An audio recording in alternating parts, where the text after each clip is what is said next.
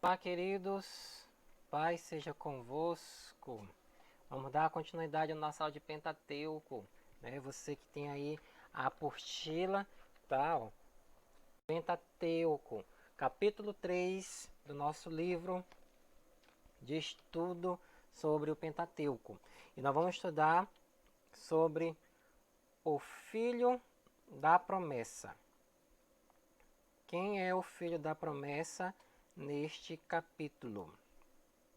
E vão anotando as partes importantes que eu estarei grifando para vocês, que vai ser muito importante para a atividade avaliativa de vocês, ok?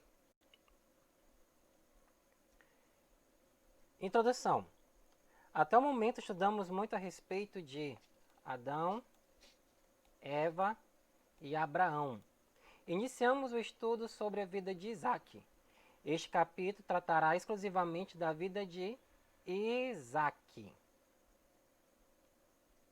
e seus descendentes, e será concluído com a chegada do povo ao Egito, né? Então a gente vai ver no decorrer aí as sementes, né, da descendência do nosso querido Isaac. Então vamos começar. Tópico 1. Isaac e Rebeca. Quem foi este casal que a Bíblia tanto fala, né? Isaac agora se tornou um patriarca. Abraão já havia morrido e sua mulher Rebeca ainda não tinha gerado filhos, pois era infecunda. Ou seja, naquela época, a mulher ela tinha que ser fértil para dar uma semente para o seu esposo e que essa semente pudesse então dar continuidade ao nome do esposo. E o que aconteceu? A gente vai ver no versículo embaixo o que Isaac fez, né, de pão importante. Isaac orou ao Senhor por sua mulher, porque ela era estéril. E o Senhor lhe ouviu as orações e Rebeca, sua mulher, concebeu. Está lá em Gênesis, capítulo 25, verso 21. Você pode ver na sua Bíblia que está desse jeitinho. Rebeca gerou gêmeos que lutavam dentro de seu ventre. E qual o nome desses gêmeos? Esaú e Jacó. A luta dentro do útero, o antagonismo entre os dois, edomitas e israelitas, dos quais Esaú e Jacó foram progenitores. Além disso, o mais moço ocuparia o papel proeminente normalmente ocupado pelo primogênito. Então aqui a gente vai ver assim, mas poxa, por que aconteceu isso, né? Porque o mais moço assumiu então um papel tão importante que era do filho mais velho, né? Mas na frente a gente vai saber o que foi que aconteceu. Então vamos aqui. Quem foi Esaú? Quem é Esaú? Né? Era o primogênito dos gêmeos de Isaac e Rebeca e tornou-se o favorito de seu pai Isaac. O seu nome significa ruivo, Edom ou vermelho. Assim eram as suas características. Esaú tinha mente aberta, amava a vida ao ar livre, era caçador e trazia carne para seu pai comer. Não levava nada a sério. Suas atitudes rudes e a maneira como fugia das dificuldades da vida foram a causa de sua tragédia. Então Esaú, ele não progrediu porque não tinha visão, não tinha meta, não tinha objetivo, não tinha planos para a sua vida, né? Prosseguindo, Jacó. Quem foi o nosso Jacó? Filho gêmeo mais novo de Isaac e Rebeca, mais tarde chamado de Israel. Chamado de Israel. Opa, aqui teve uma mudança de nome, né? Mais lá na frente, nesse mesmo capítulo de estudo, a gente vai ver onde e por que ele trocou de nome. Seu nome significa agarrador de calcanhar, trapaceiro ou suplantador. Jacó herdou algumas características de seus pais. Astúcia, era calado, introspectivo, acomodado, um homem íntegro vivendo em tendas, amado por sua mãe Rebeca. A disputa entre os dois ficou mais acirrada quando o patriarca percebeu que estava à beira da morte e era o momento de outorgar a bênção da família para seu filho primogênito. Quando Esaú retornou do campo, faminto e de mãos vazias, desejou um pouco daquele guisado vermelho, um cozido que seu irmão estava preparando. Assim, Esaú negociou o direito de primogenitura. Então, por causa de uma comida, Esaú troca os seus direitos de primogênito para com o mais moço, que está lá em Gênesis, capítulo 25, verso 29 e 34. Você lembra que na lâmina anterior a gente viu que o mais moço assumiria responsabilidades, então foi nesse momento aqui que aconteceu a troca, né, das responsabilidades dos direitos, né? Prosseguindo. Isaac e Abimeleque. Sobrevindo fome sobre toda a terra, além da primeira vida, nos dias de Abraão, foi Isaac a Gerar, a avistar-se com Abimeleque, rei dos filisteus. Está lá em Gênesis, capítulo 26, verso 1. Aqui também Isaac faz a mesma coisa que seu pai Abraão com Sara quando esteve no Egito. Isaac mentiu dizendo que sua esposa era sua irmã, pois ela era muito formosa de aparência. Diferente do faraó, o rei Abimeleque não adquiriu nenhuma doença, mas ele foi inteligente. Observou que Isaac acariciava Rebeca. E vendo uma atenção grande ali, determinou o rei o seguinte, e deu ordem a todo o povo: qualquer que tocar este homem ou a sua mulher, certamente morrerá. Este Abimeleque não é o mesmo que conheceu Abraão. Viu? Este Abimeleque não é o mesmo que conheceu Abraão. Viu? Esse aqui é um outro Abimeleque. Tópico 2 do nosso capítulo: Esaú e Jacó. Esaú e Jacó. Lá em Gênesis capítulo 27, a partir do verso 1 e 2, diz o seguinte: tendo-se envelhecido Isaque, e já não podendo ver, porque os olhos se enfraqueciam, chamou a Esaú, seu filho mais velho, e lhe disse: meu filho. Respondeu ele: aqui estou. Disse-lhe o pai: estou velho e não sei o dia da minha morte.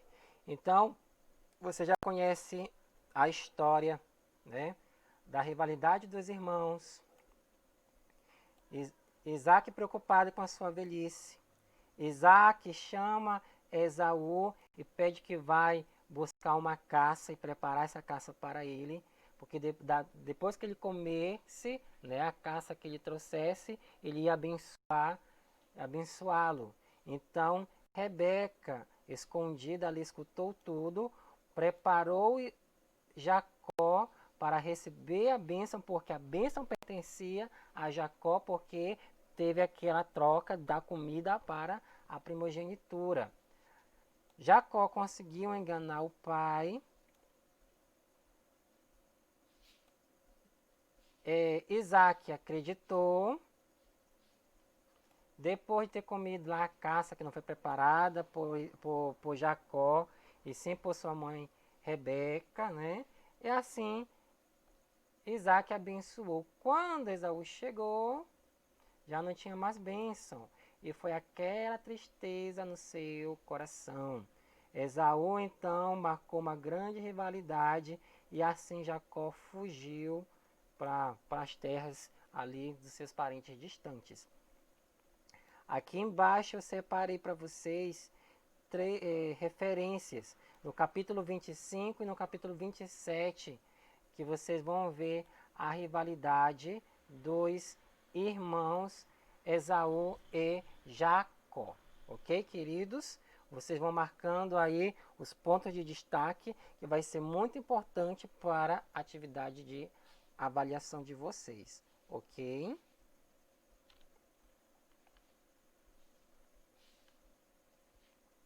a prosperidade de Jacó. Jacó, depois que recebeu a bênção, ele foi um homem bem próspero. Deus sempre abençoou Jacó. Jacó prosseguiu muito feliz o seu caminho. A providência divina levou Jacó aos campos e rebanhos de seu tio Labão. Os pastores ainda lhe mostraram a Raquel. Jacó abriu a boca do poço e deu de beber ao rebanho de Labão e juntos caminharam até seu tio. Que sorte, né? Encontrar a filha, né, ali do seu tio. Jacó pede permissão para se casar com Raquel e ele lhe promete trabalhar 7 anos por ela. Naquela época, o noivo, né, ali que estava se comprometendo com a moça, ele tinha que pagar um dote. Esse dote é como se fosse tudo que o pai tudo que o pai investiu na moça em educação, veste, comida, então ele estava pagando aquilo que o pai já havia investido na sua filha até o dia do seu casamento. Decorridos 7 anos, Jacó pediu para Labão entregar Raquel como sua esposa. Entretanto, ele entregou Lia. Jacó não gostou e pediu explicação sobre o ocorrido. Né? Lá na passagem você vai ver que Labão explica o porquê. Jacó trabalhou mais 7 anos para Labão, para então receber Raquel como sua esposa. E junto delas, elas receberam 2 servas, Zilpa e Bila. Lá na frente a gente vai ver quem são essas 2 personagens aqui, ok, queridos? Então, vamos aqui para a árvore genealógica sobre os filhos de Jacó. Então, aqui a gente vê Lia, Raquel, Jacó, Zilpa e Bila. Zilpa e Bila, Zilpa era serva de Lia e Bila era serva de Raquel. Como as duas, Lia e Raquel, não poderiam gerar filhos porque também eram infecundas, Zilpa e Bila tiveram a responsabilidade então de gerar filhos para Jacó, para que eles pudessem dar continuidade ao seu nome.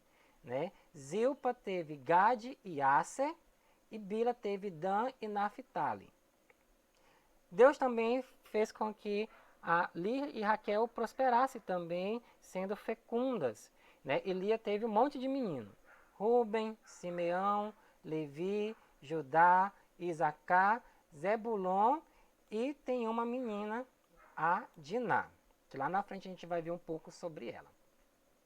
E Raquel teve o nosso grande José, esse aqui é o José do Egito, e Benjamim. E José teve 2 sementes, Efraim e Manassés, que esses 2 a gente vai ver nos capítulos lá na frente, ok, queridos? Quem foi Efraim e Manassés, tá bom? Então essa é uma árvore simples, tá? Que eu consegui aqui fazer para vocês pudessem entender que esses nomes, Gad, Aser, Ruben, Simeão, Levi, Judá, Isacar, Zebulon, Benjamim, Dan e Naphtali, Efraim e Manassés vão formar lá na frente, que nós vamos ver, sobre as tribos de Israel, que é a formação da nação israelita. Ok? A separação de Jacó e Labão. Labão tornou-se hostil, ou seja, estava ficando muito mal a Jacó. E Deus ordenou-lhe que retornasse para Canaã. As suas esposas que se encontraram secretamente com ele no campo concordaram que este plano era a melhor maneira de solucionar o impasse. Então Jacó mandou vir Raquel e Lia ao campo para junto de seu rebanho e lhes disse: Vejo que o rosto de vosso pai não é mais favorável como anteriormente. Porém, o Deus de meu pai tem estado comigo. Está lá em Gênesis, capítulo 31, verso 4 e verso 5. Labão e Jacó fizeram um pacto de não agressão, ou seja, de não guerrear mais entre eles. As características desse pacto incluíam Deus como testemunha, uma coluna e um montão de pedras como divisas de território e uma refeição cerimonial para selar o acordo. Então eles encontravam um meio naquela época de fazer uma trégua, uma paz. Né? Reconciliação com Esaú. 20 anos depois, Jacó retornou à sua terra natal. No caminho ficou sabendo que Esaú vinha ao seu encontro. Com medo que seus próprios esforços para salvar-se da vingança de Esaú não fossem suficientes. Então Jacó suplicou que ao Senhor que, que pudesse livrar ele, né? E assim Deus o fez. E eles puderam então ali fazer as pazes, né? De uma situação que há anos eles haviam brigando, né? O Senhor apareceu novamente ao nosso querido Jacó. E aqui vai aparecer algo bem importante que eu falei para vocês. Na forma de um adversário humano, e lutou com o patriarca por toda a noite, trabalhando em seu coração.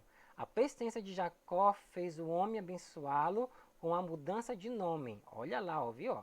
Então mudou o nome de Jacó, que significava usurpador, para Israel. Significa príncipe de Deus.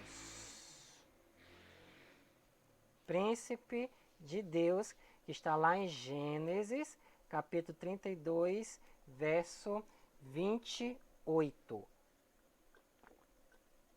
Então a gente vê aí, né, a mudança do nome Jacó para Israel.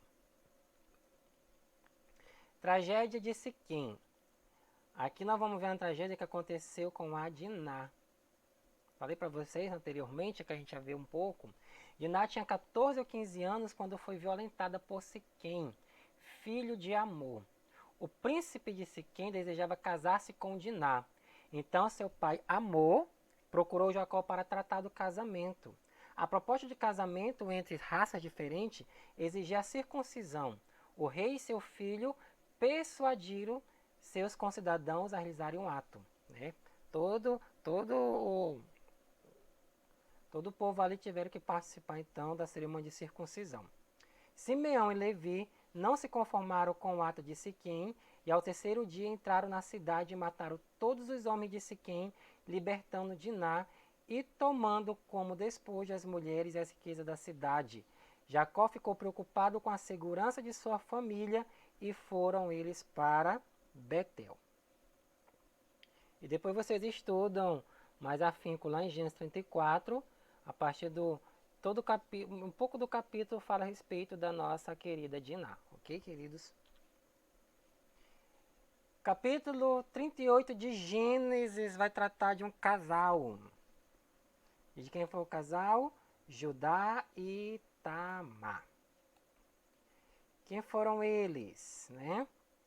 Nesta passagem observamos a lei do levirato. O costume do levirato era praticado entre os povos do Oriente. Isto era realizado para dar sequência ao nome do cônjuge falecido. O filho nascido dessa união pertencia legalmente ao irmão morto e não ao verdadeiro pai biológico. No caso de Tamar, ela casou-se com o primeiro filho de Judá, que era o nome dele era Er. Só que Er faleceu. E o próximo, que é Onã, assumiu a responsabilidade como desdém e ele também morreu.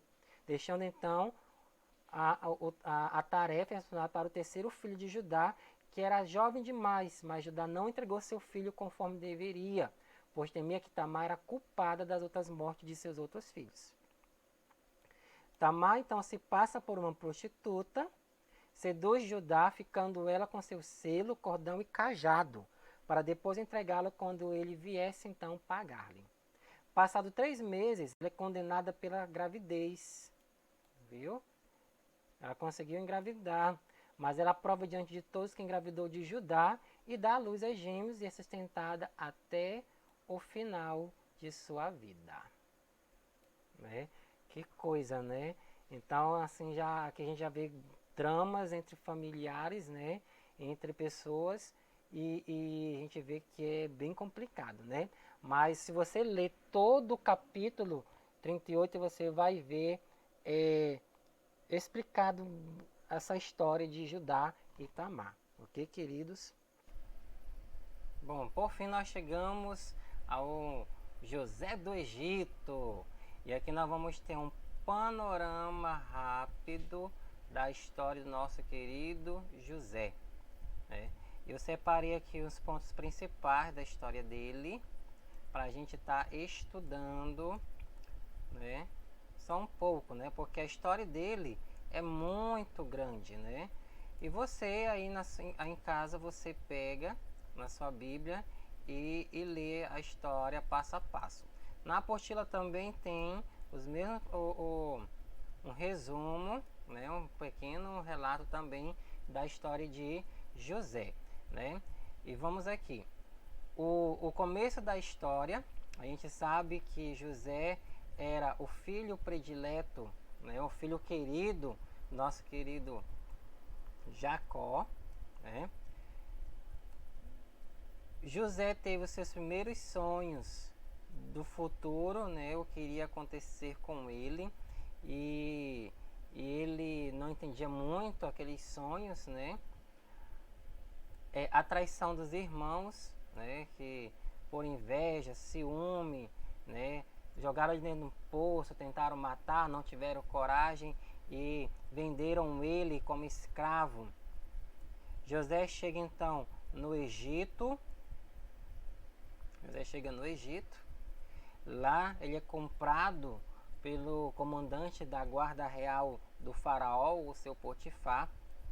José é preso injustamente, né? Nós sabemos o porquê, né? A esposa de Potifar disse que sofreu um atentado de violência e assim José foi preso. Então José chega à Ascensão, mas antes disso ele interpretou o sonho de 2 funcionários do faraó que lá estavam presos, e um deles lembrou de José e assim o faraó o trouxe até sua presença para revelar os seus sonhos. Mediante isso, ele foi então ali nomeado então governador de toda a terra do Egito. Ao passar do tempo, ele se reencontra novamente com seus irmãos, né? E também, por fim, com seu pai. E aí então vem o perdão fraterno de José para com seus irmãos, né? E então isso foi um pouco do nosso capítulo de hoje, né? Nós vimos o filho da promessa, nós vimos Esaú e Jacó, um pouco de outros descendentes, né, de Isaac, mas os outros capítulos que virão pela frente serão muito importantes para vocês. Então assista as videoaulas, não percam nenhum momento para que vocês possam então estar aguardando para a nossa atividade avaliativa, ok, queridos? Então até a próxima aula e que Deus abençoe todos vocês. Paz a todos e até!